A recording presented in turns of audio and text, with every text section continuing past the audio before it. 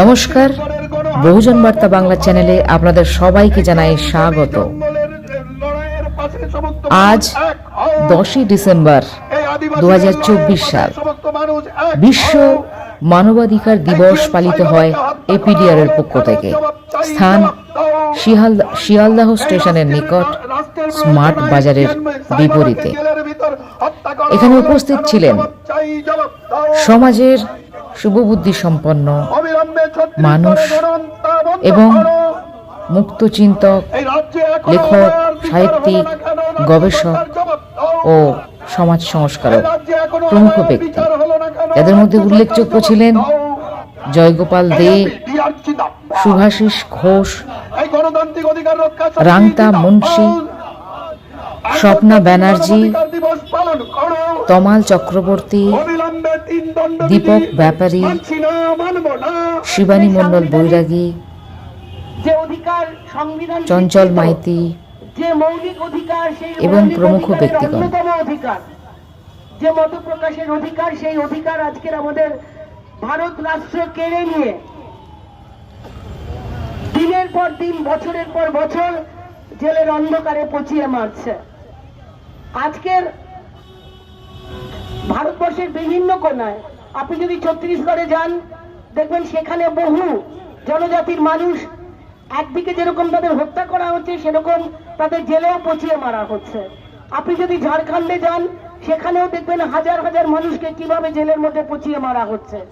আপনারা প্রত্যেকেই স্ট্যান স্বামীর কথা শুনেছেন। 84 বছর বয়সে তাকে যখন জেলে নিয়ে যাওয়া হয়েছিল এবং এই ভারত রাষ্ট্র তাকে যখন হত্যা করলো, তার অপরাধটা কি ছিল স্ট্যান স্বামীর?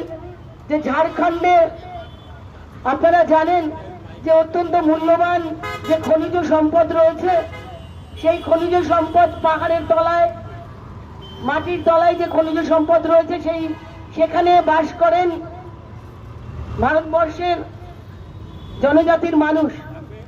সেই জনজাতির বিস্তীর্ণ অঞ্চলের জনজাতির মানুষকে উচ্ছেদ করে সেইখানকার সম্পদ লুট করার জন্য, এই বৃহৎ কর্পোরেটদের হাতে তুলে দেওয়ার জন্য ওই ঝাড়খণ্ডের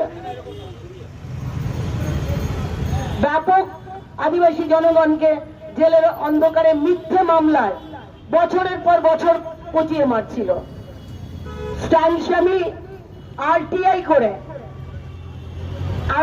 করে তিনি সেই পরিসংখ্যানটা দেখিয়েছিলেন যে কত হাজার হাজার মানুষ একই এফআইআর, শুধুমাত্র নাম বদলে যাচ্ছে, বাবার নামটা বদলে যাচ্ছে, বয়সটা বদলে যাচ্ছে, কিন্তু একই এই অপরাধ, এই মিথ্যে মামলা সাজালে পুলিশ যেভাবে সাজায় আর কি, আপনাদের প্রত্যেকেরই অভিজ্ঞতা কম বেশি আছে, ঠিক সেইভাবে হাজার হাজার কেস সাজিয়ে বছরের পর বছর ওই ঝাড়খণ্ডের বিভিন্ন জেলে তারা তাদের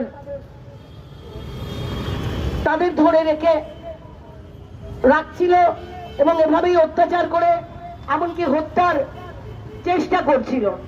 আন্দোলনের উপরে যে নির্বিচারে লাঠিচার্জ হচ্ছে, সেই খবরগুলো কিন্তু কোনো মিডিয়া দেখায় না। আমি দীর্ঘদিন সোশ্যাল মিডিয়াতে বা এখন ডিজিটাল মিডিয়াতে কাজ করি, সেই সুবাদে আমরা দেখেছি যে বিভিন্ন সময়ে এই যে মানুষের যে মৌলিক চাহিদা, মৌলিক অধিকার, যেগুলোকে রাষ্ট্র রীতিমতো বুলডোজার চালায়, সেই বিষয়গুলো কিন্তু কখনো তুলে ধরা হয় না। কিন্তু আপনার দৃষ্টিটাকে ঘুরিয়ে দেওয়ার জন্য কখনো চীন, কখনো পাকিস্তান, কখনো বাংলাদেশে পাঠিয়ে দেয় আপনার মগজটাকে, এবং আমাদের মগজটাকে নিয়ন্ত্রণ করে এই সমস্ত মিডিয়া এবং সোশ্যাল মিডিয়া দিয়ে। এই বিষয় নিয়ে কাজ করতে গিয়ে দেখেছি যে যখন মণিপুর জ্বলছে বিগত 1 বছরের বেশি সময় ধরে, বা দিল্লিতে কৃষকরা যে আন্দোলন করছে গত কয়েক বছর ধরে, গত কয়েকদিন আগে দিল্লি অভিযান করতে গেল, তাদের উপর নির্মমভাবে লাঠিচার্জ হলো, সেই খবরগুলো কিন্তু কোনো মিডিয়া দেখায়নি। কৃষকরা যদি 1 বছর জাস্ট বা একটা মরশুমে চাষ করা বন্ধ করে দেয়, তাহলে আপনার বাড়িতে যে খাদ্যটা আপনি খাচ্ছেন সেটাও কিন্তু আপনি পাবেন না। অর্থাৎ কৃষকদের সমস্যা মানে আপনার সমস্যা, আপনার সমস্যা মানে দেশের সমস্যা। এই বিষয়টা, এই বোধটা যাতে না জাগে, তার জন্য মিডিয়া এবং রাষ্ট্র, সোশ্যাল মিডিয়া তারা বিভিন্নভাবে মানুষকে বিভ্রান্ত করার জন্য কখনো আপনার মগজকে পাকিস্তানে পাঠিয়ে দিচ্ছে, কখনো চীনে, কখনো বাংলাদেশে। এই ঘোষণা ইউএনকে সেদিন করতে হয়েছিল, কারণ সদ্য তখন শেষ হয়েছে দ্বিতীয় বিশ্বযুদ্ধ। মানুষ দেখেছে যে মানুষের উপরে মানুষের তৈরি করা অত্যাচার কি নির্মম হতে পারে।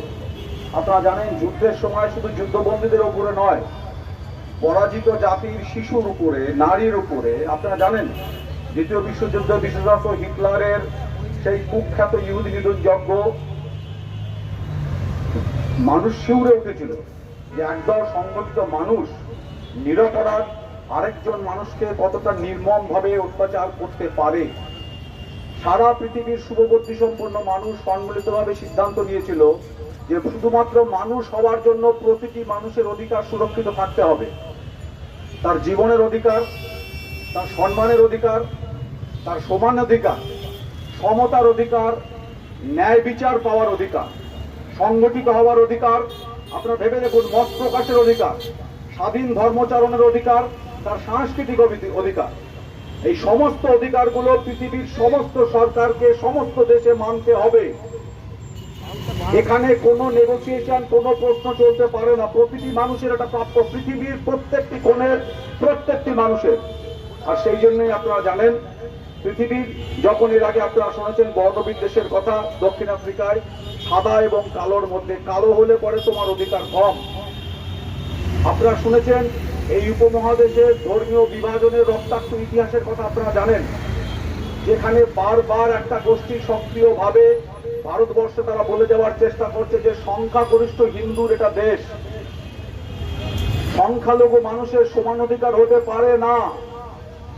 ঠিক সেরকম ভাবে আপনারা জানেন আমাদের প্রতিবেশী দেশগুলোতে সেখানে যারা সংখ্যাগুরু তারাও ঠিক একই কথা বলে একটা ধর্মীয় রাষ্ট্রে ধর্মীয় সংখ্যালঘুদের উপর অত্যাচার নামিয়ে আনতে চায় যে এই দেশটা আমাদের, বাকি ধর্মীয় গোষ্ঠীর সমানাধিকার থাকতে পারে না।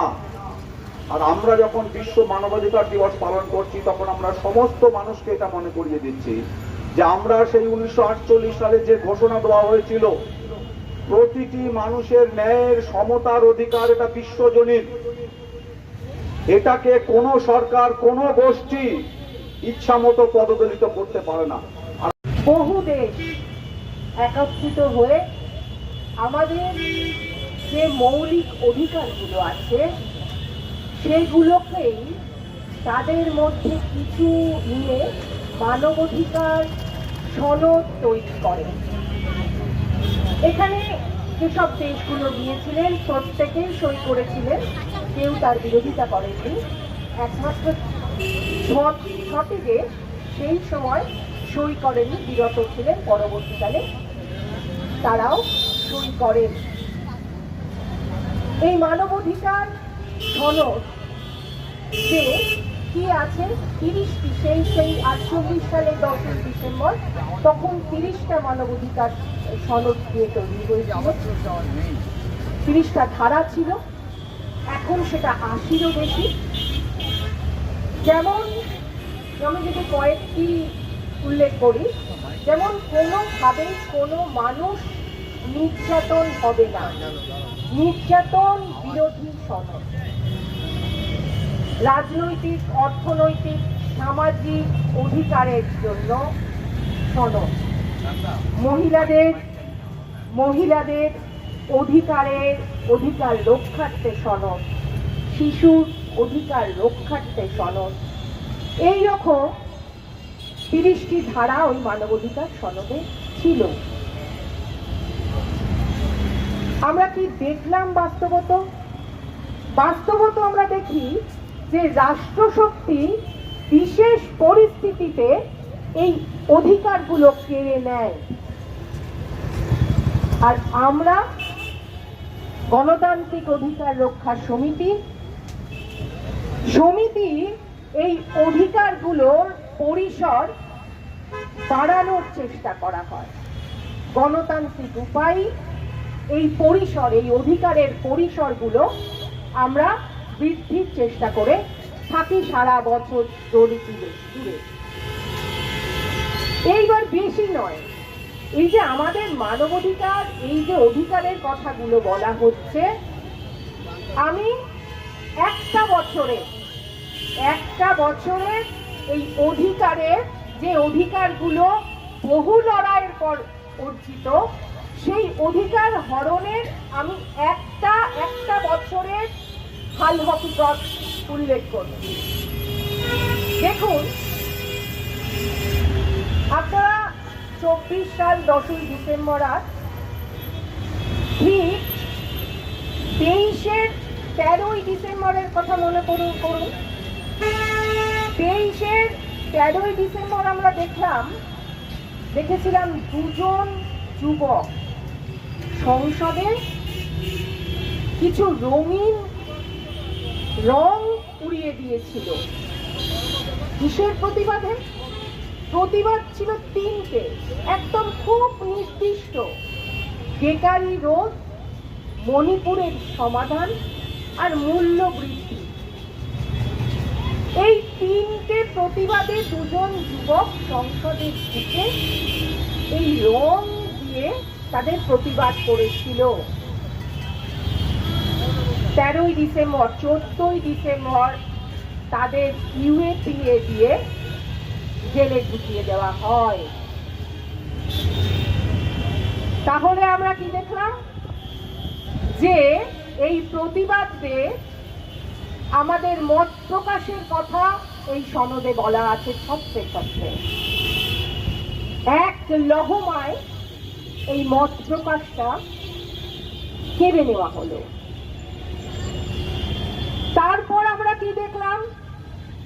এই ডিসেম্বর মাসেই পরের দিনেই সংসদে, আজ 10ই ডিসেম্বর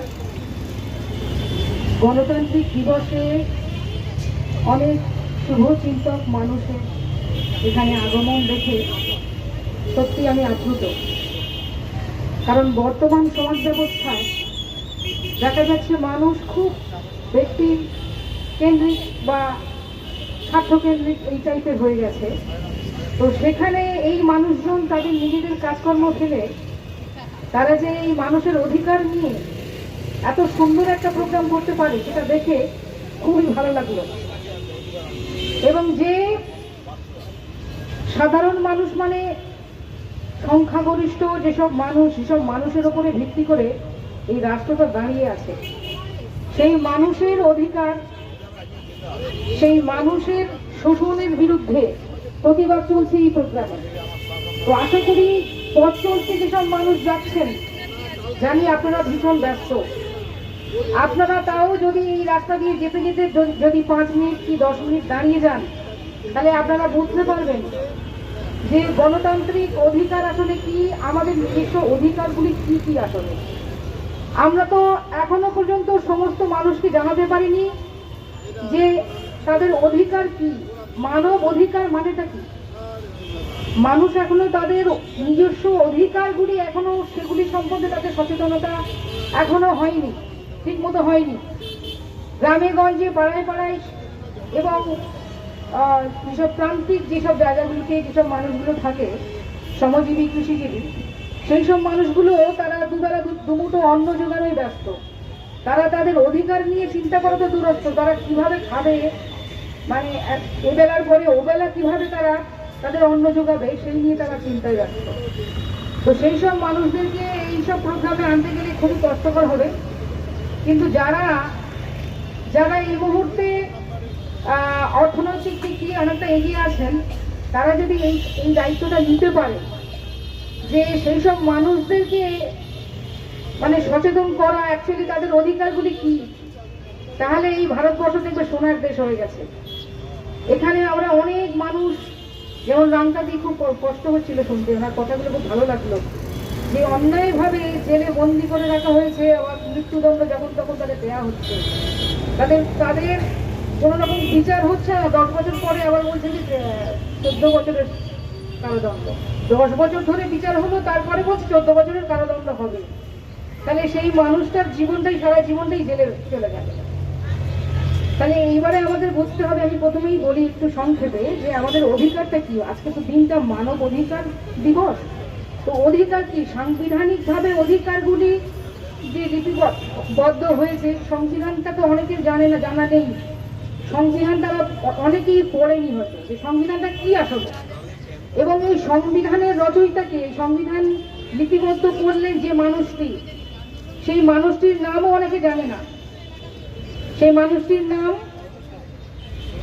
B.R. আম্বেদকর, বাবা সাহেব আম্বেদকর। তাহলে এই মধ্যপ্রদেশে তার জন্ম, সেই ছেলেটি যে সময় জন্মগ্রহণ করেছিল এবং তার জীবনটা যে পরিবেশে বড় হয়েছিল, সেই পরিবেশটা মানে জাতিভেদ, অস্পৃশ্যতা, এরকম একটা ঘৃণ্য সমাজে বড় হয়েছে সেই ছেলে। সেই ছেলে এরকম একটা সমাজের সঙ্গে লড়াই করে এমন একটা জায়গায় চলে গেল যে সে কিনা দেশের সংবিধান লিখল, অথচ সেই ছেলের মানে তার যে জীবনী, তার কোথায় জন্ম, তার বাবা মা, তার পরিবেশ, এই সম্বন্ধে আমরা আমাদের সমাজের মানুষকে জানাতে পারিনি। সেখানে আমাদের অনেকটাই ব্যর্থতা। তো আমরা একটা আদর্শ নিয়ে চলবো যে এইরকম একটা ছেলে যে এত কিছু প্রতিকূল পরিবেশের মধ্যে জন্মালো, বড় হলো, তারপরেও সে একটা দেশের সংবিধান লিখতে পারে, যে দেশের সংবিধানটি হলো সারা বিশ্বের মধ্যে বৃহত্তম লিখিত সংবিধান, ভারতের সংবিধান। সেই সংবিধানে বলা হয়েছে মৌলিক অধিকার, 3 নম্বর সংবিধানের 3 নম্বর অংশে 12 থেকে 36 নম্বর ধারায় 6টি মৌলিক অধিকার লিপিবদ্ধ হয়েছে। এক হলো রাইট টু ইকুয়ালিটি, মানে সমতার অধিকার, সকল মানুষের সমান অধিকার, জাতপাত, বর্ণ, সকল সম্প্রদায়, সকল মানুষের জন্য সমান অধিকার, নারী পুরুষ সকলের সমান অধিকার। এরপরে হলো রাইট টু ফ্রিডম, মানে স্বাধীনতা। এই স্বাধীনতা গুলি কি কি? বাক স্বাধীনতা, মত প্রকাশের স্বাধীনতা, এই স্বাধীনতাগুলো, শিক্ষার অধিকার, এই স্বাধীনতাগুলি সকলের আছে, যে প্রতিটি মানুষ তার মত প্রকাশ করতে পারবে, স্বাধীনভাবে করতে পারবে, এবং সেই স্বাধীনতা কোনোভাবে রাষ্ট্র বা কোনো রকম গোষ্ঠী হস্তক্ষেপ করতে পারবে না। রাইট টু ফ্রিডম গেল। এরপরে আসছে রাইট এগেইনস্ট এক্সপ্লয়েট, মানে হচ্ছে এক্সপ্লয়টেশন, মানে কি? শোষণের বিরুদ্ধে অধিকার। শোষণের বিরুদ্ধে অধিকার আমরা বইতে পড়ছি, কিন্তু আমরা কি সমাজে আসলে শোষণের বিরুদ্ধে অধিকারের প্রতিবাদগুলি করি? শোষণের বিরুদ্ধে অধিকার মানে কি? মানে সামাজিকভাবে, শিক্ষাগতভাবে এবং ধর্মীয় দিক দিয়ে শোষণ। ভারতবর্ষে ধর্মীয় শোষণের অধিকারের দিক দিয়ে প্রথম। ভারতবর্ষ আমার একটা রাষ্ট্র, ধর্মের মাধ্যমে শোষণ করে চলেছে যুগ যুগ ধরে।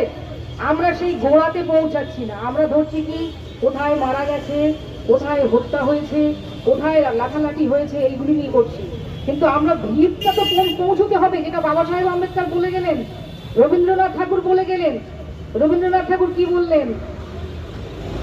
যে সারা বিশ্বভূমি উনি ঘুরে বেরিয়েছেন, কিন্তু ভারত, এই যে বাড়ির ধারে সোনালী ফসলের যে সৌন্দর্য, তার উপরে যে শিশিরের ফোঁটা, এই সৌন্দর্য আমরা দেখলাম না। তাহলে ভারতের মধ্যেই এত সৌন্দর্য আছে, শুধুমাত্র কি ওই ধানের ফোঁটা বা এই শিশিরের ফোঁটা বলছে না। ভারতবর্ষের মধ্যে অনেক রকমের সম্প্রদায়, অনেক রকমের মানুষ আছে, ভাষাভাষীর মানুষ। এত সৌন্দর্য অন্য দেশে নেই। ভারতবর্ষে এত ভাষাভাষী, বিভিন্ন খাদ্যাভ্যাস সত্ত্বেও এখানকার মানুষ একসঙ্গে মিলেমিশে সুন্দরভাবে থাকে। এটাই হলো ভারতবর্ষের স্বাতন্ত্র একটা দেশ, যে একটা সৌন্দর্যতা। ভারতবর্ষ এত সুন্দর, এতগুলো মানে জাতি বিভক্ত হওয়া সত্ত্বেও সকল মানুষের মধ্যে একটা ইউনিটি আছে। কে কি খাবে, কে কি করবে, তার সবটা তার অধিকারের মধ্যে আছে, সেটা তার রুচির মধ্যে পড়ে। এখন তো এই যে সাংবিধানিক অধিকারগুলি লঙ্ঘন হচ্ছে, মানুষ কি খাবে তার উপরে একটা নিয়ম যেন বেঁধে দেওয়া হচ্ছে সরকারের তরফ থেকে। সে কি পোশাক পরবে, সে কি করবে, সে কোন ধর্মাচরণ করবে, সেটাও বেঁধে দেওয়া হচ্ছে, যেগুলি কিন্তু সাংবিধানিক অধিকারের একেবারে বিরুদ্ধে যাচ্ছে। তাহলে আমাদেরকে যদি সাংবিধানিক অধিকার প্রতিষ্ঠিত করতে হয়, তাহলে বাস্তবে দাঁড়িয়ে সেটা করতে হবে। সাংবিধানিক অধিকারগুলি যাতে বজায় থাকে, প্রতিটি মানুষকে সেটা বোঝাতে হবে যে তোমার অধিকারটি কি। তোমার খাদ্যাভ্যাস, তোমার পোশাক পরার স্বাধীনতা, তোমার শিক্ষার স্বাধীনতা, তোমার মত প্রকাশের স্বাধীনতা, তোমার ধর্মীয় আচরণ করার স্বাধীনতা, সেটা সম্পূর্ণ তোমার উপরে। সেটা তোমার উপরে কেউ হস্তক্ষেপ করতে পারে না। তো প্রতিটি মানুষ যদি সচেতন হয়, তাহলে সেখানে মুষ্টিমেয় কিছু মানুষ, তারা কখনো তাদের উপরে এই জোর খাটাতে পারে না। তাহলে আমাদের ব্যর্থতা যে আমরা এখানে সেভাবে বাস্তবায়িত করতে পারছি না যে এই অধিকারগুলি মানুষের আসলে কি এবং তারা কেন এই অধিকার থেকে বঞ্চিত হচ্ছে। এর ফলে 90% সম্পত্তি, মানে 90% মানুষের সম্পত্তি 10% মানুষের হাতে চলে গেছে। এবার ভাবতে পারছেন সারা ভারতবর্ষের যত মানুষ আছে 90%-এর সম্পত্তি সেগুলো কিভাবে চলে গেল? এইভাবে শোষণের মাধ্যমে। সেটা ধর্মীয় শোষণ হতে পারে, সেটা শিক্ষাগত শোষণ হতে পারে। মানে যেমন দেখুন, আপনি হয়তো অনেক যোগ্য, অনেক যোগ্য ব্যক্তি, আপনি শিক্ষিত, কিন্তু আপনাকে ভালো একটা আপনার জীবিকা করতে দেওয়া হলো না, ভালো একটা চাকরি দেওয়া হলো না, তাহলে আপনাকে বেকার করে রাখা হলো। আপনি শিক্ষিত থাকা সত্ত্বেও আপনাকে বেকার করে রাখা হলো, তাহলে আপনি আপনার সন্তানদের মানুষ করতে পারলেন না। তারা তো সেই আড়ালে থেকে গেল, শিক্ষা থেকে, সংস্কৃতি থেকে, সমাজে এগিয়ে যাওয়ার যে আলোটা, সেই আলো থেকে তারা অন্ধকারে সরে গেল। তাহলে এইভাবে মানুষের সমাজে বেকারত্ব বাড়ছে, অশিক্ষা বাড়ছে, এবং অশিক্ষা থেকে চলে আসছে ধর্মীয় কুসংস্কার। এই যে 7 দিনে 5 দিন উপোস করা, যেমন মেয়েদের মধ্যে বেশিরভাগ হয়েছে, মেয়েদের মধ্যে কুসংস্কারটা বেশিরভাগই হয়েছে, এবং তারা তাদের সন্তানদের সেভাবে মানুষ করছে যে তোমাকে স্কুলে যেতে হবে না, ওই যে তুমি স্কুলে যাচ্ছ সেই বইটা কিনতে গেলে অনেক অর্থ লাগবে, সেই অর্থটা জমানো আছে, অমুক মন্দিরে গিয়ে মানত করতে হবে, অমুক মন্দিরে মানত, অমুক মন্দিরে দান, অমুক মসজিদের কথা আমি বলতে পারছি না, তারাও নিশ্চয়ই করছে, বা এই যে চার্চ তারাও করছে। যে কোনো ধর্মের কথা বলছি, যে তারা যে মৌলিক যেগুলো চাহিদা সেগুলি সরিয়ে রেখে তারা এই কুসংস্কারের পিছনে ছুটে বেরিয়েছে, কেউ স্বর্গের লোভে, কেউ পুণ্যের লোভে। এবং সেটা শুধু অশিক্ষিত মানুষ বা অন্ধকারে থাকা মানুষ, অনেক শিক্ষিত মানুষদের মধ্যেও দেখা যায়। খুব খারাপ লাগে যে তারা একটা ধর্মীয় অন্ধবিশ্বাসটার কাছে মানে নিয়ে এগিয়ে চলেছে। এই অন্ধবিশ্বাসের তাকে দেখে তার আশেপাশের মানুষগুলো সেইগুলি ফলো করে।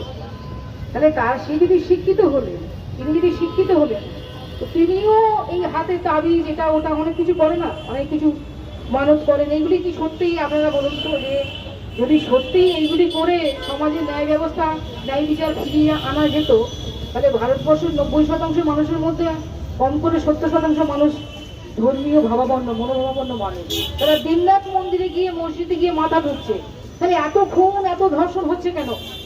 এই মেয়েটার সঙ্গে যে ঘটনাটা ঘটলো, ওই যে মৌমিতা দেবনাথের সঙ্গে যে ঘটনা ঘটলো আরজি করে, এই মেয়েটার সঙ্গে নারকীয় ঘটনা যখন ঘটলো, মেয়েটাকে চিৎকার করে মা বলে ডাকেনি, ভগবানকে ডাকেনি, সে যে ঈশ্বরকে বিশ্বাস করতো সেই ঈশ্বরকে ডাকেনি, যে এতগুলো শকুন মিলে তাকে ওইভাবে অত্যাচার করলো, সে কি ডাকেনি একবার, হে ভগবান তুমি আমাকে রক্ষা করো? তাহলে সে ভগবান কোথায় ছিল? সে ওই মেয়েটির চিৎকারটায় বসে বসে শুনলো। আসলে না, ভগবানটা ওইভাবে নয়। ভগবানটা কোথায় আছেন জানেন? আমি যে সৎ এবং সততার পথে চলবো, সৎ আদর্শ নিয়ে চলবো, এর মধ্যেই ভগবান বিরাজ করে। ভগবান কখনোই বলেনি যে আমাকে নিয়ে বসে বসে তুমি সমস্ত কাজকর্ম ছেড়ে শুধু মিথ্যাবাজি করো, ভণ্ডামি করো আর আমাকে ডেকে চলো। এটা কখনো ভগবান বলে না। বুদ্ধের আদর্শ কি বলে, স্বামী বিবেকানন্দের আদর্শ কি বলে, রবীন্দ্রনাথ ঠাকুরের আদর্শ কি বলে, কাজী নজরুল ইসলামের আদর্শ কি বলে, ভগৎ সিং এর আদর্শ কি বলে, যে নিজের কাজকে যদি সততার সঙ্গে এগিয়ে নিয়ে যাওয়া যায়, এবং শুধু নিজে এগিয়ে যাবো তা না, আশেপাশের মানুষকে সেই সৎ আদর্শে উদ্বুদ্ধ করাটাই হলো আমার মধ্যে ভগবান বিরাজ করা। আমার মধ্যে ভগবান তখনই বিরাজ করবে যখন আমি নিজে ভালো থাকবো এবং আরো 10 জন মানুষকে ভালো রাখবো। এই যে সৎ চিন্তা, সৎ আদর্শ যদি আমার মধ্যে থাকে, তাহলে বলবো যে আমার মধ্যে ভগবান আছে, এবং 10টা মানুষ আমার সামনে এসে হাত জড়ো করবে যে আপনি দীর্ঘজীবী হন। এইটাই ভগবান পাওয়া। ভগবান আর নতুন কিছু না, যে দিনরাত তাকে দিয়ে এরকম করে থাকবো। আর সেই ভগবানকে করতে গিয়ে আল্লাহ মারছে রামকে, রাম মারছে যিশুকে, যিশু মারছে বুদ্ধকে। এইভাবে একে অপরেরকে বিভেদ তৈরি করে দিচ্ছে বর্তমান সমাজ। অথচ এইসব মানুষদের একটাই তাদের আদর্শ, একটাই সব জায়গায় গিয়ে মিলেমিশে এক হয়ে গেল। শ্রী রামকৃষ্ণও বললেন যত মত তত পথ, সব মতেই একটাই, এক ঈশ্বরবাদ। রাজা রামমোহন রায় ছিলেন। রাজা রামমোহন রায় কোনো মূর্তি পূজাতে বিশ্বাসী ছিলেন না, তার জন্য তার সংসার থেকে তাকে সরিয়ে রাখা হলো।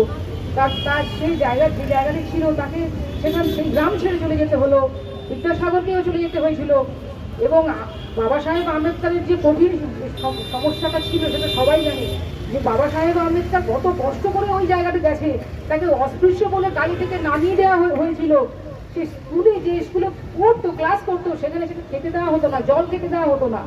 তাহলে এই রকম একটা ভয়ঙ্কর সমাজে তারা যদি লড়াই করে আমাদের পথ দেখিয়ে দিতে পারলো, সেই সুন্দর পথটাকে আমরা আবার নোংরা করে ফেলছি। তাহলে এই সুন্দর শুভকামী মানুষের কথার কোনো গুরুত্ব তাহলে আমরা দিচ্ছি না, দিতে পারছি না। এটা আমাদের অক্ষমতা।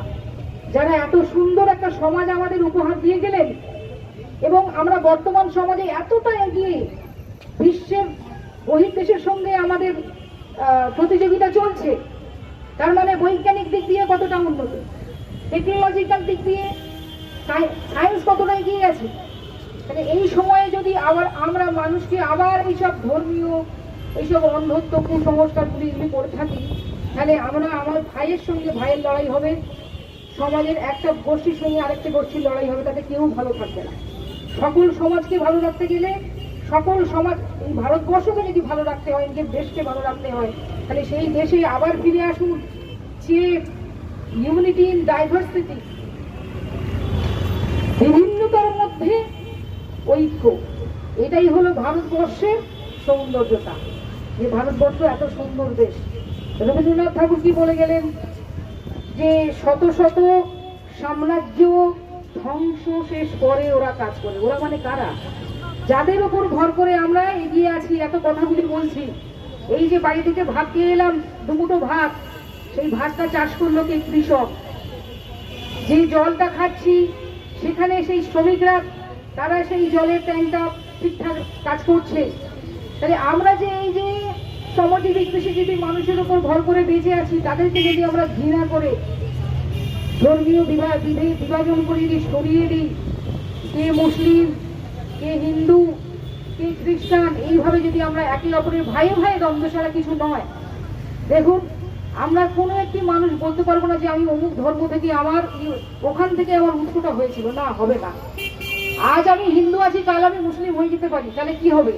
আমার তাহলে উৎসটা কি মুসলিম কমিউনিটি ছিল? না, হবে না। মুসলিম থেকে আমি খ্রিস্টানও হতে পারি, খ্রিস্টান থেকে বৌদ্ধ হতে পারি। তাহলে আমাদের উৎস কিন্তু সব ওই একটা জায়গায় থেকে। আমরা যদি অ্যাডাম আর ইভের গল্পটা পড়ি, যে দুটো মানব আর মানবী, সেই মানব আর মানবী থেকেই আমাদের এই উৎস। দুই নারী আর পুরুষ, সেই নারী আর পুরুষের তখন কি যাচ্ছিল? তারা তো উলঙ্গ অবস্থায় ঘুরে বেড়াতো, তাই না? গল্পটা সবাই শুনেছি।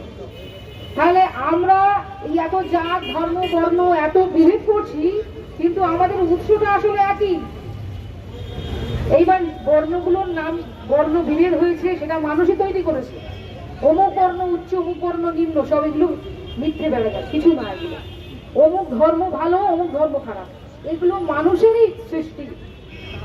সমস্ত ধর্মের একই কথা বলছে যে ঈশ্বর এক ও অদ্বিতীয়। সেই ঈশ্বরকে আপনি মানুন না মানুন, আপনি যদি নিজেকে বিশ্বাস করেন, তাহলে আপনি ঈশ্বরকে বিশ্বাস করবেন, কারণ আপনার মধ্যে আত্মাটা আছে। আপনার মধ্যে যে আত্মাটা আছে, যে আত্মাটা বলে আপনি বলিয়ান কাজকর্ম করে বেড়াচ্ছেন, এটাই হলো আপনার মধ্যে ঈশ্বর। ভগৎ সিং বললেন, আমি হলাম, আমি কোনো আমি ঈশ্বরে বিশ্বাসী নই, কিন্তু নিজেকে বিশ্বাস করি। স্বামী বিবেকানন্দ কি বললো, যে বিলিভ ইয়োরসেলফ, নিজেকে বিশ্বাস করো। বিরোধীও একই কথা বলে গেছে, নিজেকে বিশ্বাস করো। যে নিজেকে বিশ্বাস করে সে ঈশ্বরকে বিশ্বাস করে, আর যে নিজেকে একবার বিশ্বাস করে ফেলেছে, সে আর এই সামান্য এইসব এই ধর্মীয় বিভেদ, জাতপাত, ঘৃণা, বর্ণ, এগুলো নিয়ে সে আর ভাববে না। সমাজকে সে সুন্দরভাবে আলোর পথে এগিয়ে নিয়ে যাবে। তাহলে গণতান্ত্রিক অধিকার রক্ষা করতে গেলে আগে আমাদের এই ঘোড়ার দিকে যে গলদগুলো আগে আমাদেরকে সরিয়ে রাখতে হবে। কারণ যা কিছু ঘটছে সবকিছু এই এই এই জাতিভেদ, বর্ণভেদ, এই ছোট বড় এইসব ঘৃণা থেকেই হচ্ছে। সুতরাং সমাজের যে ভিতটা, যে জায়গাটা আছে, এই ঘৃণার উপরে দাঁড়িয়ে আছে, সেই ঘৃণার জায়গাটা, সেই ভিতটাকে যদি আমরা ভালোভাবে দাঁড়িয়ে দিতে পারি, তাহলে মানুষ আর এই ধর্ম নিয়ে আর কাদা ছিটাছিটি, একে অপরকে লাঠালাঠি, খুনোখুনি হচ্ছে, যে এই আদিবাসীদের হত্যা হচ্ছে, তারপরে এই যে বিভিন্ন SC ST ওবিসিদের উপর হচ্ছে, আবার এরাই কোন দিন না ওপরে চড়াও হয়ে, যারা উচ্চবর্ণ বলে দাবি করে, তাদের উপর না চড়াও হয়ে ওঠে। তাহলে তার জন্য কি আমাদের দেশের শান্তি শৃঙ্খলা বজায় থাকবে না। সুতরাং প্রতিটি মানুষের ভূমিকা আছে, প্রতিটি গোষ্ঠীর ভূমিকা আছে, তাদের প্রত্যেকের ভিন্ন ভিন্ন কাজ দেওয়া আছে, প্রতিটি মানুষের জীবিকা আলাদা আলাদা আছে, এবং প্রতিটি কাজেরও মূল্য আছে। সুতরাং সব কাজকে আমরা আসুন সম্মান করি, সমস্ত জীবিকাকে সম্মান করি, সকল বর্ণ, সকল ধর্ম, সকল মানুষকে সম্মান করি এবং আমরা একটা শান্তিপূর্ণভাবে দেশে একসাথে মিলেমিশে আমাদের মনীষীদের কথাগুলি স্মরণ করে শান্তিপূর্ণভাবে একে অপরকে ভালোবেসে একে অপরের সাথে ভাই ভ্রাতৃত্ব বন্ধনে আবদ্ধ হয়ে এগিয়ে চলি। গণতান্ত্রিক দিবসে এইটুকুই বলার ছিল। তখন দেখবেন আর কোনো খাদ্যের সমস্যা হবে না, কোনো বস্ত্রের সমস্যা, জীবিকার সমস্যা, চাকরির সমস্যা, শিক্ষার সমস্যা কিছুই হবে না। আমরা একে অপরে মিলেমিশে সুন্দরভাবে একটা সুন্দর দেশ গড়ে তুলতে পারবো। আমি অনেক বড় বেশি কথা বলে ফেললাম, বেশি সময় নিয়ে ফেললাম। সবাইকে আমি ধন্যবাদ জানাই যে তারা এত সুন্দর একটা প্রোগ্রাম করেছে এবং আমাকে বলারও সুযোগ দিয়েছে। তো সবাইকে অনেক অনেক শুভেচ্ছা, অনেক অনেক অভিনন্দন। আর একটি ইনফরমেশন দেব, আগামী 3 জানুয়ারি আমি একজন মাতা সাবিত্রী ফতিমা মহিলা সমিতি, আমি একজন সমিতির মানে উদ্বোধক বলে সংগঠক বলে যায়, একজন মহিলা সমিতির পক্ষ থেকে আপনাদেরকে আমন্ত্রণ জানাচ্ছি 3রা জানুয়ারি এবং 9ই জানুয়ারি। 3রা জানুয়ারি মাতা সাবিত্রীবাই ফুলে, আপনাকে বলে রাখি আপনাদের যে ইনি হলেন এশিয়া তথা ভারতের মধ্যে ইনি প্রথম মহিলা শিক্ষক ছিলেন, শিক্ষিকা যাকে বলে, মহিলা শিক্ষিকা ছিলেন, যিনি একজন মালি পরিবারের মেয়ে, কৃষক পরিবারের। এবং যদি জাতের দিক দিয়ে বলতে চান, এই ছোট জাতের মেয়ে ছিলেন, একেবারে ভালোভাবে বলে দিলাম, প্রথম ওবিসি কাস্টের মেয়ে। সেই মেয়েটি কিন্তু ভারতবর্ষের প্রথম মহিলা শিক্ষক। তার আদর্শ যদি না আমরা অনুসরণ করি তাহলে এই নিচু জাতের মানুষগুলো চিরকাল নিচু হয়ে থাকবে, এরা কোনোদিন যোগ্য হয়েও এগিয়ে যেতে পারবে না। সুতরাং এই যে আমরা যে সমিতি এবং যে বৌদ্ধ বিহার থেকে একজন সংগঠক আছেন, উনিও এখানে এসছেন, উনিও এই মাতা সাবিত্রী ফতিমার জন্মদিন পালন করতে চলেছেন, যে একজন ভারতবর্ষের প্রথম মহিলা শিক্ষিকা, যিনি ভারতবর্ষের সমস্ত জাতপাত বর্ণভেদ অস্পৃশ্যতার বিরুদ্ধে লড়াই করে গেছেন। তিনি যখন স্কুলে যাচ্ছেন সেই সময় স্কুলে তাকে কাদা ছুঁড়ে গোবর ছুঁড়ে মারা হতো। সেই সাবিত্রীবাই ফুলে ধর্মে কিন্তু তিনি হিন্দু ছিলেন, ধর্মে হিন্দু হলেও যেহেতু ছোট জাতের মানে তপশিলি সম্প্রদায়, মানে ছোট জাত তো ওইভাবে হয় না, মানুষের সৃষ্টি, কেউ ছোট জাতকে উঁচু জাত এইভাবে বিচার করা হয় না। সে যখন ভারতের প্রথম মহিলা শিক্ষক, তাহলে তার জাতটা কোথায় দাঁড়াবে সেটা তো সুবিধা সম্বন্ধে সকল মানুষ জানে। যাই হোক, সে কৃষক পরিবারের মেয়ে, সব থেকে বড় কথা তার বাবার জীবিকা মালিক। তাহলে এই যে মালিক পরিবারের একটি মেয়ে আমাদের শিক্ষার পথ দেখে গেলেন, তাহলে তার আদর্শ অনুসরণ করে চলা উচিত। খুব ভালো লাগলো, 5ম শ্রেণীর ক্লাসের সিলেবাসে আমি দেখলাম, আমার ছেলের সিলেবাসে ইতিহাস বইতে এই সাবিত্রী ফুলে এবং তার স্বামী জ্যোতিবা ফুলের ইতিহাস তুলে ধরা হয়েছে। খুব সম্প্রতি ভালো লাগলো। এটা হয়তো অনেক শুভবুদ্ধি সম্পন্ন আপনাদের এই আন্দোলনের প্রচেষ্টার ফলে হয়েছে। সুতরাং আমাদের আন্দোলন যদি চালিয়ে যাই তাহলে আগামী দিন আমরা আরো সুন্দর উজ্জ্বল দিন দেখতে পাবো, এইটুকু আশা রাখি। সবাই ভালো থাকবেন, সুস্থ থাকবেন। শেষ করলাম।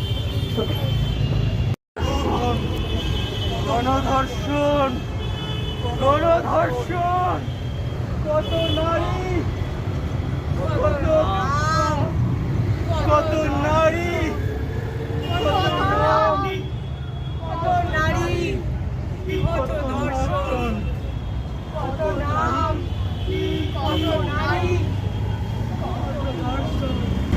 সরকারি তথ্য অনুযায়ী 2021 সালে 31,677 নারী ধর্ষিত হয়েছে।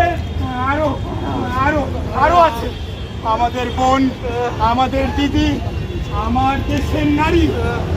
আর আছে আমাদের প্রিয়তমা, আমাদের বোন, আমাদের বন্ধু, আমাদের চিকিৎসক।